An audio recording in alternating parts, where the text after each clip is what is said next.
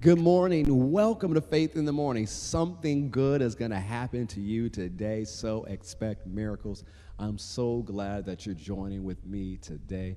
Faith in the Morning exists to help you start your day with faith and encouragement, and that's exactly what's going to happen. We've been going through our No Longer Mere Mortals every single day, walking through this book and the principles of the book to help you live the supernatural life. Thank you for all those who bought your copy already. It's available wherever books are sold, from Walmart to Target, Barnes & Noble, Books A Million, Amazon. Thank you for all those who got your copy already. We'll return to that, but today is going to be a special day, as you heard me share about over the last few months, where we do another rest checkup.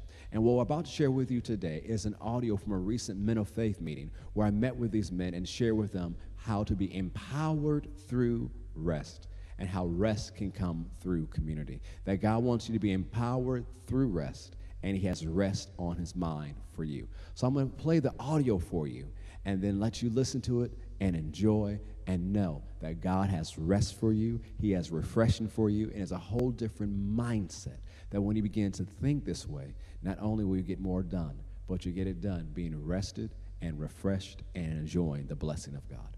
Enjoy today's message. So you have to learn how to rest well in your everyday life so that when you actually do take a break and an extended vacation, it actually accomplishes its purpose. You enjoy it, you rest, you come back refreshed. But if you don't, you'll just come back tired. And God wants you to have rest in your life. You know, we like to say when someone passes, rest in peace, but that shouldn't be the only time we have rest, when we die. That is opposite God's plan. We should have rest in this life. Yes, we work in this life, but we should also have rest. I want to show you something here in Exodus chapter 16. Exodus chapter 16, verse 22. And what's been happening in this chapter, God has promised Israel how he'll feed them while they're in the wilderness. He said, I'm supplying manna from heaven. Now they called it manna, which means what is it? Because they didn't know what it was. It was this bread that fell from heaven. Some commentators said that it tasted, like whatever you wanted to taste. Some commentators said it tasted sweet. And so whatever it is something that the people enjoyed. And if it came from God, it's what they're eating consistently every day. Within this manna was all the nutrients they needed to thrive as they're going through the wilderness, going to the promised land, which is their destination. It's enough to have them thrive and be strong, to be fighting strong because they're going to have to fight, to be able to build a nation. It's going to be everything they need to thrive in this life. And God is causing it to fall from heaven every single day except on the seventh day. But I want you to notice what it says in verse 22. I'm going to read it in the New Living Translation.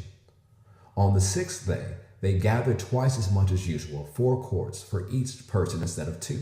Then all the leaders of the community came and asked Moses for an explanation. Each day they're used to gathering about 2 quarts. That's the normal, because Moses said gather as much as you want. And I guess the average was 2 quarts, and this is what they gathered. But there seemed to be extra on the 6th day, and they want to know, why is there extra manna on the 6th day? And Moses told them, verse 23, this is what the Lord commanded. Tomorrow will be a day of complete rest, a holy Sabbath set apart for the Lord. So bake or boil as much as you want today and set aside what is left for tomorrow. So notice what God did. God caused them to have more than enough. Why? So that they could rest.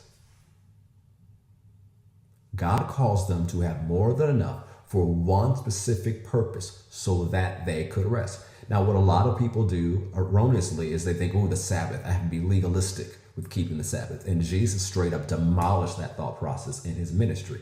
He checked them so much, said, I am the Lord of the Sabbath. And I'm sure that made them mad.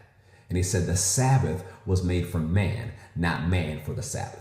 And so one of the things I've seen with people who legalistically try to keep the Sabbath and try to say, the Sabbath is Saturday, not Sunday, and they get into arguments about worshiping on Sunday or Sabbath, they usually follow other cuckoo things. And they become divisive, they become angry, and then they just kind of leave people altogether and leave the straight teaching of the gospel altogether and get caught up in weird doctrines. So don't you do that. Don't you go down that path.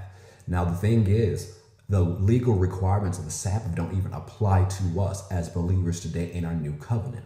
But the concept still remains that God wants us to rest. God wants us to experience rest.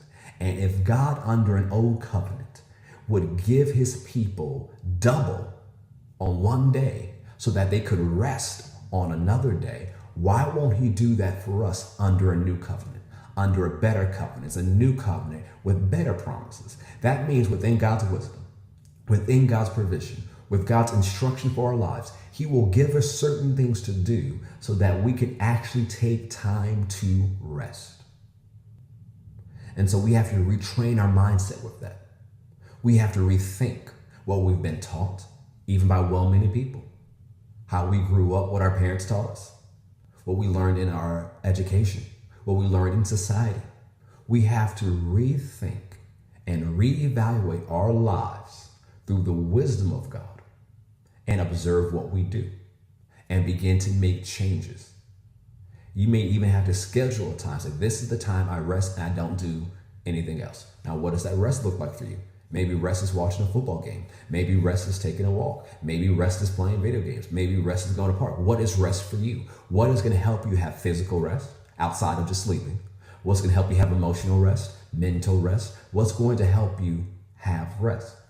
You need to find out what that is. That means you have to analyze your life. You got to pay attention to yourself.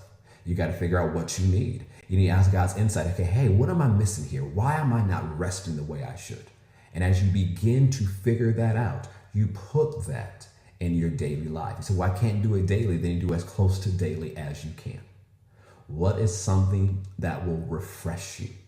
Well, that's it for now. I'll share more with you in a little bit. Remember, something good is going to happen to you today. Expect miracles. If you haven't already, subscribe to our podcast on Apple Podcasts or Spotify, or subscribe to our Faith Christian Center YouTube channel. Have a great day.